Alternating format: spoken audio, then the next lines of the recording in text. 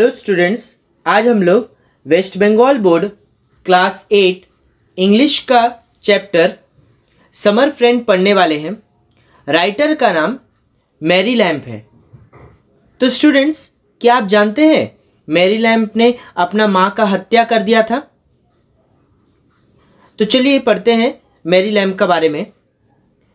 Mary lamp का जन्म दिसंबर 1764 को हुआ था लंदन में, और वो एक बहुत ही पुअर फैमिली बैकग्राउंड से आती थी, और इसी वजह से उसका कोई भी फॉर्मल एजुकेशन नहीं हुआ, यानी कि वो कोई भी एक स्कूल में नहीं पढ़ी।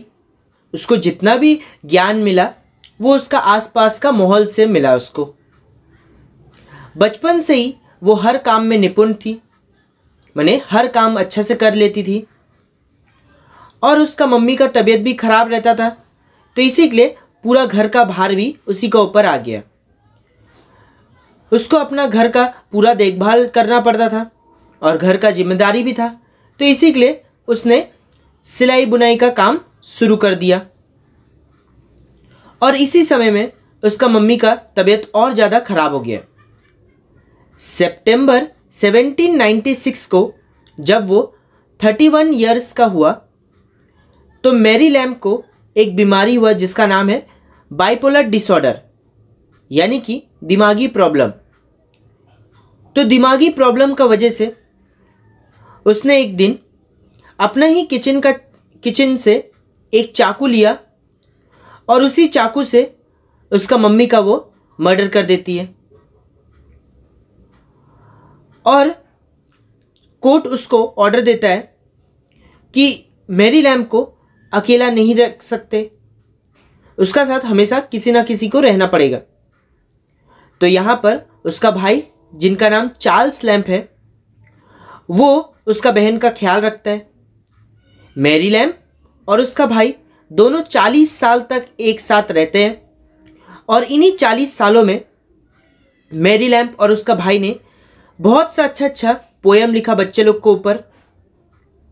और इन्हीं में से एक पोयम 1807 में एक पोयम लिखा जिसका नाम था टेल्स फ्रॉम शेक्सपियर, और ये पोयम बच्चे लोग का बीच में बहुत ज़्यादा फेमस हुआ। और इसी साल में 1834 में मैरी लैम्प का भाई का डेथ हो गया, जिसका वजह से मैरी लैम्प जो है वो बहुत ही ज़्यादा दुखी हो गई। 13 इयर्स तक उसका ख्याल फैमिली का बाकी मेंबर लोग, उसका नर्स लोग, इन लोग सब ने देखा, और वो कुछ साल हॉस्पिटल में भी थी, कुछ साल एसाइलम में भी थी, और 83 का एज में 1847 में उसका मृत्यु हो गया। यही था मैरी लैम्प का बायोग्राफी। तो स्टूडेंट्स, ये पोएम में पोएट ने 2 बर्ड का यूज़ किया है ये पोएम को समझाने के लिए, यानी कि 2 बर्ड का कंपैरिजन किया है ताकि ये पोएम को हम लोग को समझ में आए। यहाँ पर एक स्वॉलो है और एक स्पैरो है। स्वॉलो को यहाँ पर फ्रेंड ऑफ गुड टाइम बोला गया है, यानी कि वो दोस्त जो सिर्फ आपका अच्छा वक्त में आपका साथ रहे, और स्पैरो जो कि अच्छा वक्त और बुरा वक्त, यानी कि आपका दुख और सुख में जो दोस्त आपका साथ दे। ठीक है, तो ये पोएम का फिगर ऑफ स्पीच जो है वो एनालॉगी है। एनालॉगी का मतलब होता है जब हम लोग कोई 2 चीज़ का बीच में कंपैरिजन करते हैं और उन लोग का बीच में सिमिलैरिटीज़ और डिससिमिलैरिटीज़ बताते हैं। तो ये पोएम में पोएट ने 2 बर्ड का इस्तेमाल किया है और उन लोग का बीच में कंपैरिजन किया है। ठीक है, और इस पोएम से पोएट ने हमें ये समझाया क्या कि एक दोस्त कैसा होना चाहिए। ठीक है, तो होप आपको यहाँ तक समझ में आ रहा होगा। कोई पार्ट में आपको डाउट है तो आप कमेंट में पूछ सकते हैं। तो यहाँ पर स्वॉलो बर्ड को पोएट ने इस तरीक़ा से हम लोग को इसका मैसेज बताया क्या कि स्वॉलो बर्ड जो होता है वो गर्मी का दिन में आता है और ठंडा का समय में चला जाता है। यहाँ पर पोएट ने गर्मी का समय का मतलब अच्छा वक्त से बताया है। देखिए, पोएट जो है वो इंग्लैंड में रहती थी। तो यहाँ पर गर्मियों का समय को अच्छा माना जाता है, क्योंकि वैसे भी यहाँ पर सर्दियों का मौसम बहुत समय तक चलता है। तो यहाँ पर गर्मी सिर्फ कुछ थोड़ा समय के लिए आता है। तो यहाँ पर पोएट ने गर्मी का समय को अच्छा वक्त माना है, ठीक है। और इसी में से पोएट ने बताया क्या कि एक दोस्त जो हम लोग का सिर्फ सुख का समय में साथ दे, ठीक है, और दुख का समय में हमारा पास से चला जाए। तो इसी से पोएट ने स्वॉलो बर्ड को कंपेयर किया है एक ऐसा फ्रेंड से जो कि सिर्फ सुख का समय में आपका साथ देगा, मतलब आपका अच्छा समय में आपका साथ देगा, और जब आपका साथ कोई परेशानी होगा या कुछ घटना हुआ होगा या आपका बुरा टाइम चल रहा होगा तो वो आपका साथ छोड़ के चला जाएगा। और यहाँ पर स्पैरो को एक ऐसा दोस्त का तरफ से बताया गया है कि जो आपका अच्छा समय और बुरा समय दोनों में आपका साथ देगा और जो आपका साथ हमेशा रहेगा, भले आपका टाइम कैसा भी हो। The swallow is a summer bird, he in our chimney, when the weather is fine and warm, may then be heard, chirping his notes for week together। तो यहाँ पर स्वॉलो बर्ड को बोला गया क्या कि वो एक समर बर्ड है, यानी कि गर्मियों का दिन का बर्ड है, वो गर्मियों का दिन में दिखाई देता है। ही इन अवर चिमनी, और वो कहाँ पर आके बैठता है? पोएट ने बताया है कि वो चिमनी में आके बैठता है जब मौसम बहुत ही अच्छा खुशगवार होता है।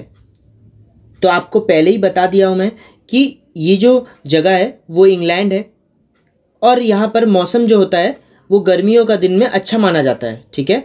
तो इसीलिए यहाँ पर स्वॉलो को बोला है क्या कि वो गर्मियों का दिन में फाइन मौसम में, फाइन वेदर में वो आता है, और इसी मौसम में हम लोग उसका चहचहाट को, चिरपिंग का साउंड को हम लोग हफ्तों दर हफ्ते यानी कि वीक्स आफ्टर वीक्स हम लोग सुन सकते हैं, ठीक है।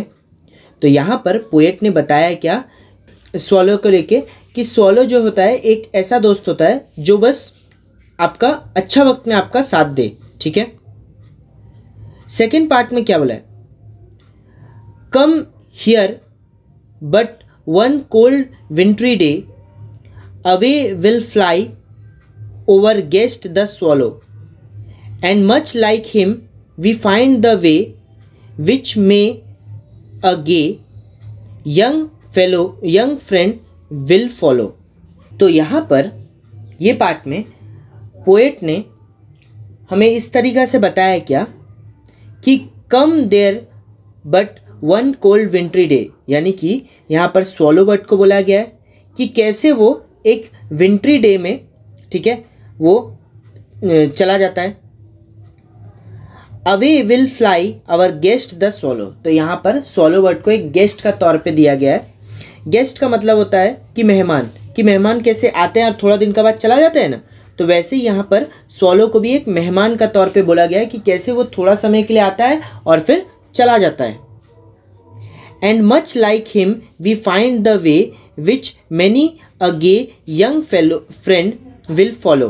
तो यहाँ पर गे सब का मतलब है कि हैप्पी, ठीक है। तो बताया गया, पोएट बता रहे हम लोग को कि सेम इंसान लोग भी ऐसे ही करता है।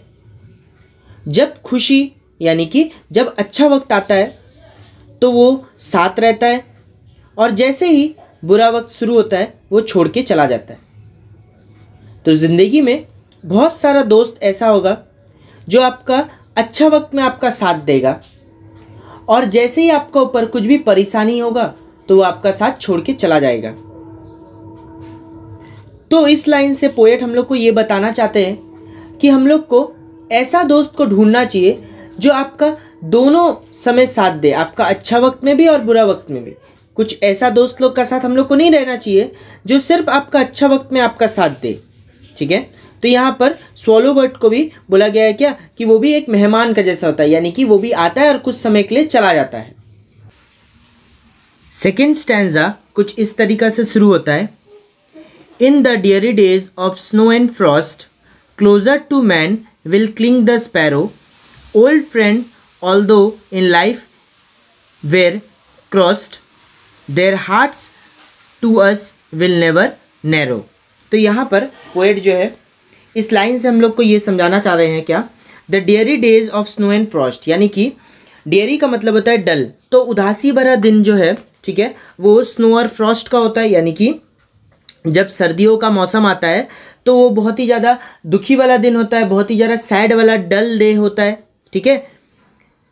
Closer to man will cling the sparrow, और क्लिंग का मतलब होता है टू रिमेन इमोशनली अटैच्ड, यानी कि यहाँ पर स्पैरो को बोला गया है क्या कि कैसे जब दुख का समय आता है तो स्पैरो बर्ड जो होता है वो आदमी लोग का, माने इंसान लोग का, ठीक है, साथ कितना जुड़ सा जाता है, इमोशनली एकदम अटैच हो जाता है, ठीक है।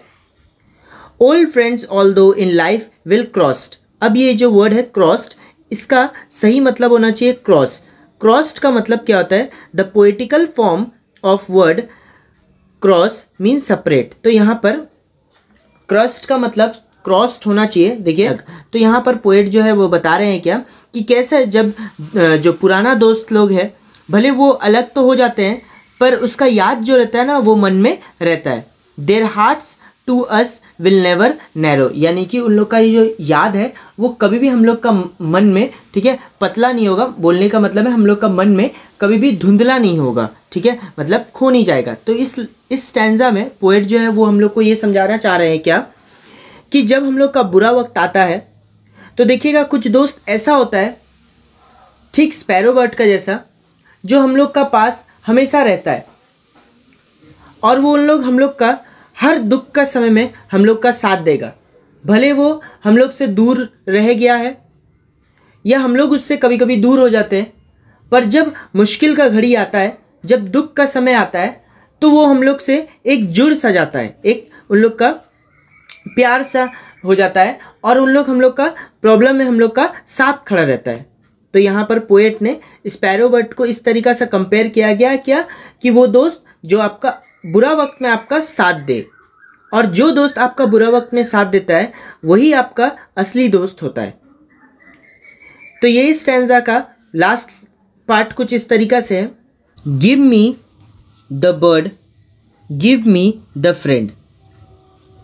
तो ये लास्ट पार्ट में पोएट जो है वो हम लोग को ये बता रहे हैं क्या कि मुझे वो बर्ड दो, यानी कि यहाँ पर स्पैरो बर्ड को डिनोट किया गया है, बताया गया है कि मुझे स्पैरो बर्ड दो, मुझे उसी का जैसा दोस्त दो। Will sing in Frost will love in sorrow, यानी कि जब फ्रॉस्ट होगा यानी कि जब ठंड होगा तो वो गाएगा, और जब दुख आएगा, जब सॉरो यानी कि जब दुख आएगा, जब मुश्किल का घड़ी आएगा तो वो मुझे प्यार करेगा। Whatever mischance today may send will greet me with his sight to marrow, यानी कि जितना भी भले मिसचैंस का मतलब होता है मिसफॉर्च्यून, यानी कि जितना भी बुरा समय आए, ठीक है, वो मेरा साथ रहेगा और जब भी मुझे मिले तो वो मुझे खुश कर देगा, प्यार करेगा और मेरा साथ देगा। तो यहाँ पर पोएट ने बताया है क्या कि उसे एक स्पैरो जैसा एक फ्रेंड चाहिए, लॉयल फ्रेंड चाहिए, ठीक है, जो कि उसका साथ रहे, जब उसको दुख का घड़ी रहे, जब सबसे बुरा टाइम उसका जा रहा है तब वो दोस्त उसका साथ रहे, और जब भी वो दोस्त अगर वो कहीं चला भी गया तो वो जब भी अगर वो कभी मिले उससे तो वो उसका साथ दे, उसका साथ रहे और उसको खुश कर दे। तो इस पोएम में पोएट जो है ना लास्ट लाइन में अपना विश, अपना ख्वाहिश बता रहा है कि वो कैसा दोस्त चाहता है। देखिए स्टूडेंट, हम लोग को भी लाइफ में एक ऐसा दोस्त होना चाहिए जो आपका भले सुख में आपका, भले अच्छा टाइम में आपका साथ दे ना दे, पर आपका दुख में आपका साथ देना चाहिए। तो इसी से ये पोएम ख़त्म होता है। कोई पार्ट में आपको डाउट है तो आप कमेंट में पूछ सकते हैं।